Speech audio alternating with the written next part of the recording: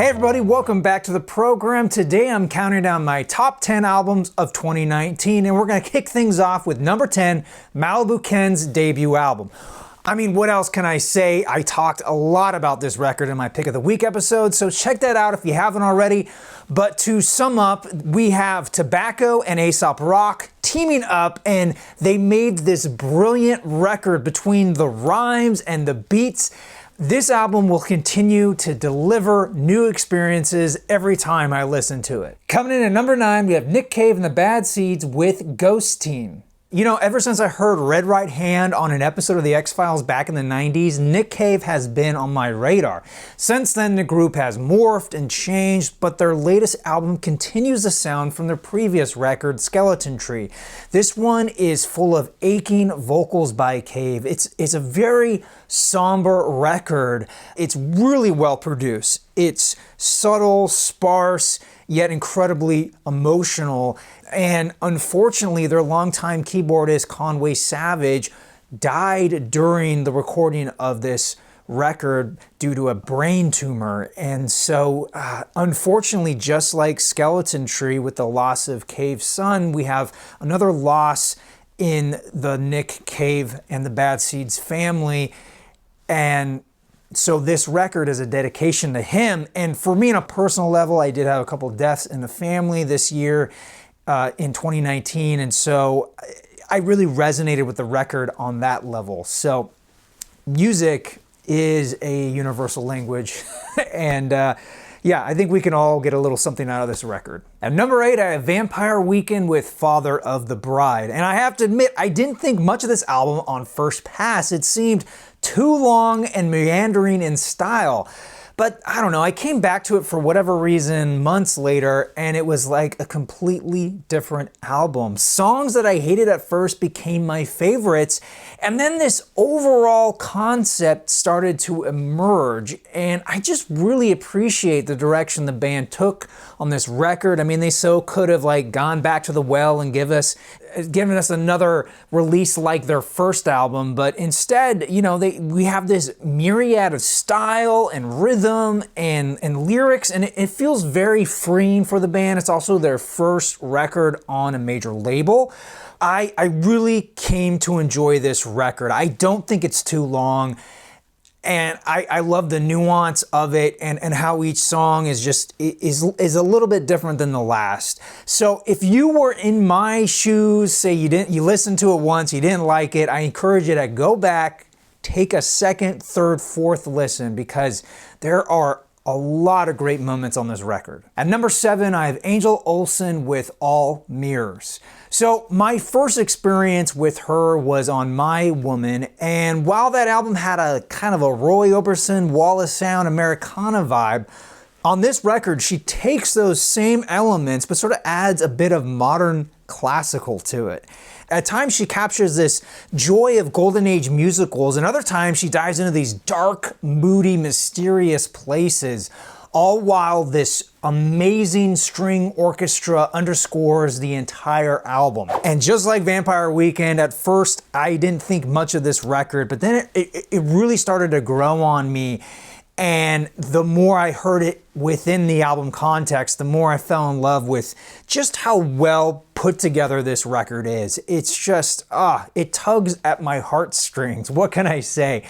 I really enjoy this record. At number 6, I have Angel's Pulse by Blood Orange. Now I know technically this is a mixtape, but it was officially released on a record label, so I'm counting it as an album. And while I enjoyed 2018's Negro Swan, overall it didn't quite grab me as much as his previous efforts as Blood Orange. But then I saw this one pop up and I was like, oh, I'll take a listen to it. And immediately I was hooked. I mean, this harkens back to the mixtapes I made as a kid, recording things off the radio. And sometimes you didn't get the perfect, sometimes you didn't get the whole song. It comes to an abrupt stop because you ran out of tape, or who knows why, and there's like awkward fades, and and so I love that aspect about it. Also, none of these songs hang out for very long. He just goes from one to the next to the next. And sometimes it gets a little annoying because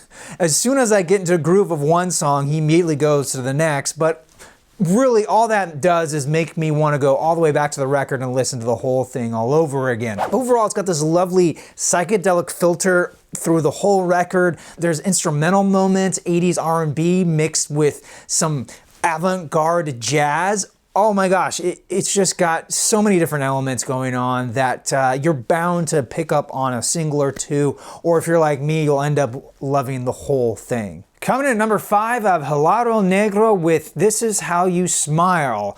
Now, I've been a fan of his work for quite some time now, and with 2019 being somewhat disappointing for releases by some of my favorite bands, I'm happy to report that HELADO Negro did not disappoint this year. I just really enjoy this record. It's very much in his style, so he doesn't stray too far, but the way he delivers this music, it's very calming, very soothing. It's understated yet sophisticated at times. He's got some wonderful, wonderful melodies. It was just one of those records that I really came back to time and time again to just sort of reset from the day.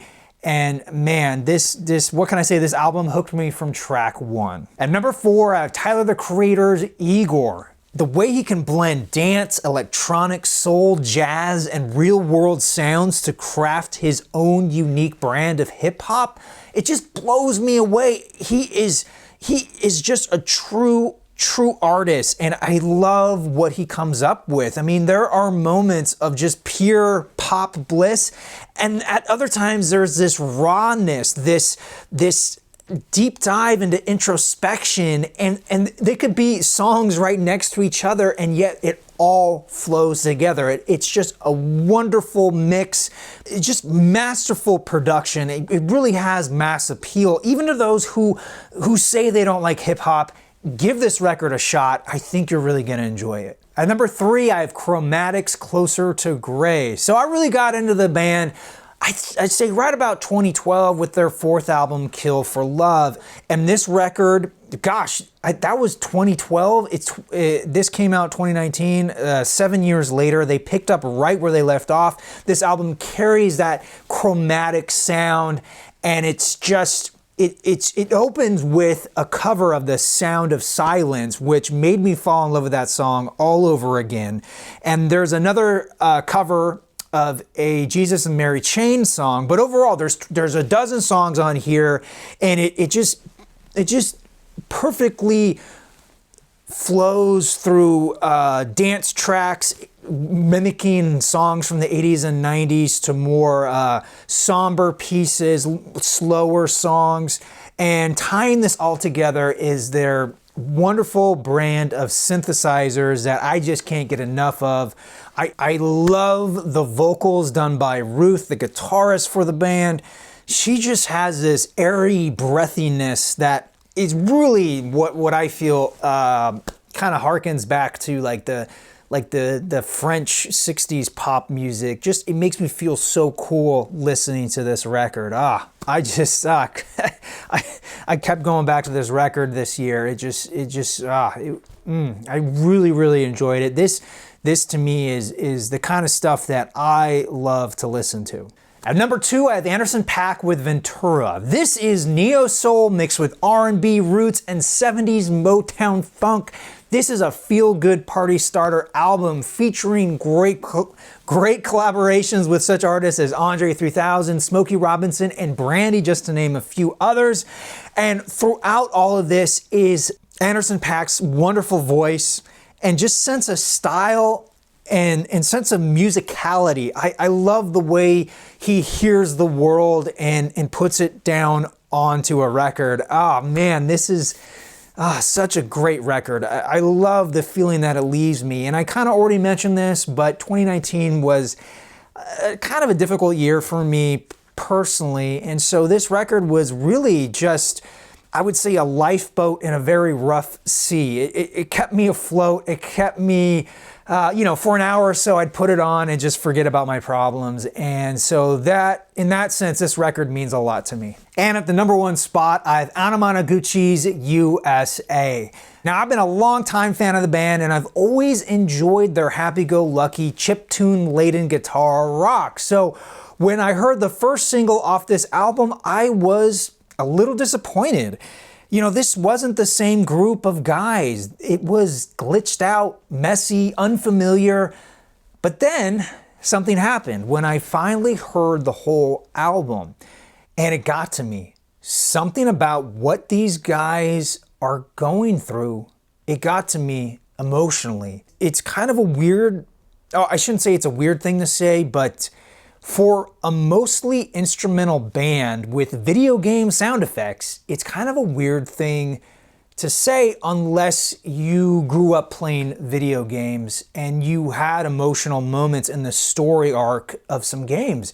Otherwise, I don't know if you'll really get it the way that I got it, but the more I read up into the making of this record, the more I understood where these guys were coming from and how much I related to what they were feeling. Somehow they were feeling the same things about the world that I am in this very moment. And so I immediately connected with this record on all these different levels. Yes, there is that lovely pop rock electronic chiptune goodness that is ANAMANAGUCHI.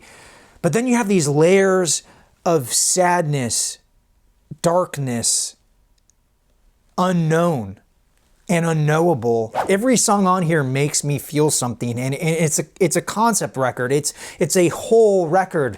To take it apart, you lose something of the overall narrative for me.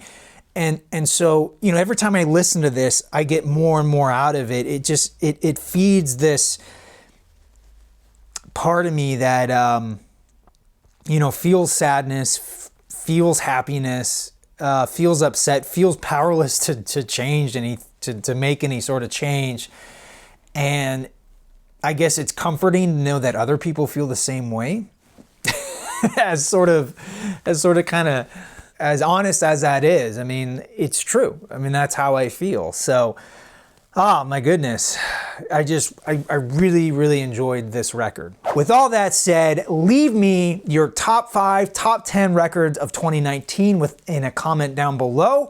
And you can also let me know what you think of my records. If there's one that you really resonated with, if there's one that you think is really bad, I'm curious to know. Let me know. All right, everybody.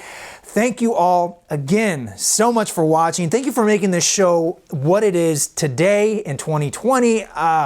Thank you, thank you, thank you. I'm your Vinyl Geek, and I'll catch you on the flip side. Hey everyone, thanks for watching this video. I have a couple more top 10 videos of 2019, including my artist discoveries, as well as my album pickups. So when those become available, you'll see them pop up here. Until then, there'll probably be other random videos that YouTube will choose for me. So anyway, Happy New Year, guys. Thanks again for watching.